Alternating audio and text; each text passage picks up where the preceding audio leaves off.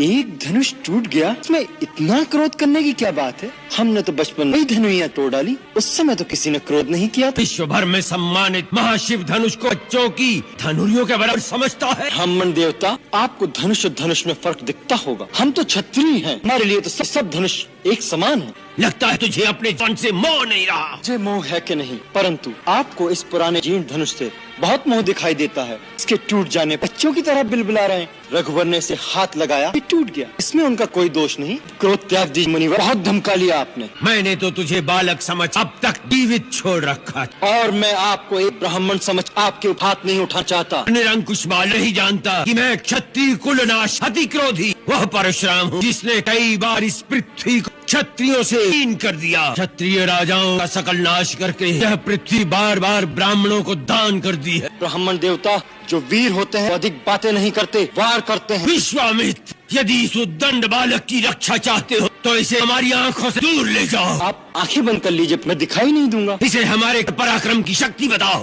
अपनी गुण गाथा आप स्वयं इतनी अच्छी सुना लेते हैं कि दूसरे की आवश्यकता ही नहीं।